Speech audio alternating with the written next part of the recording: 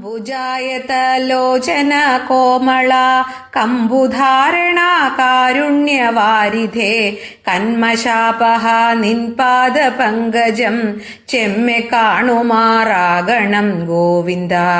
ആഴി തന്നിൽ മുഴുകിയ വേദത്തെ മീളുവാനൊരു മീനായി ചെന്നുടൻ ഏഴു സാഗരം ചൂഴെ നിന്നിടുന്ന വേഷമമ്പൊടു കാണണം ഗോവിന്ദ. ഇച്ഛയോടസുരാസുര സഞ്ജയം സ്വച്ഛവാരിധി തോയം കടയുമ്പോൾ കച്ഛപാകൃതി കൈകൊണ്ടുമേവിടും വിശ്വവ്യാപിയെ കാണുമാറാകണം. ഈശലെന്നിയെ സൂകരവേഷമായി ദ്വേഷിച്ചിടും ഹിരണ്യാക്ഷനെ കൊന്നു ധാത്രിചക്രത്തെ വീണ്ടുകൊണ്ടൊന്നൊരു ഗാത്രമമ്പൊടു കാണണം ഗോവിന്ദ. ഉഗ്രനായ ഹിരണ്യകശിപുവെ നിഗ്രഹിച്ച നരസിംഹമൂർത്തിയെ അഗ്രേ പ്രഹ്ലാദ സേവിതനായിട്ടു വ്യഗ്രം കൂടാതെ കാണണം ഗോവിന്ദ.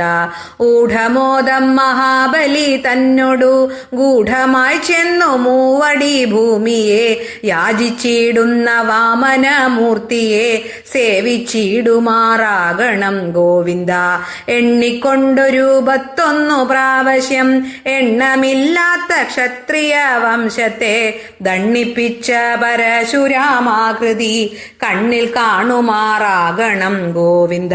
ഏണനേർമിഴി ജാനകി ചോരനെ ബാണമെയ്തു വധിച്ച ശ്രീരാമനെ കാണിനേരം പിരിയാതെ എൻ മുമ്പിൽ കാണുമാറരുളിടണം ഗോവിന്ദ. അയ്യോ ഹസ്തിനമായ പുരി പുക്കു കയ്യിൽ മേവും കലപ്പയിൽ കോരിട്ടു പയ്യവേ എറിവാൻ തുനിയും ബല ഭദ്രരാമനെ കാണണം ഗോവിന്ദ. ഒട്ടൊഴിയാതെ ഭൂപാരം തീർപ്പാനായി ദുഷ്ടഭൂപരെ കൊന്നു മുടിച്ചതും പെട്ടെന്നമ്പൊടു കാട്ടിയതൊക്കെയും കൃഷ്ണരൂപമേ കാണണം ഗോവിന്ദ.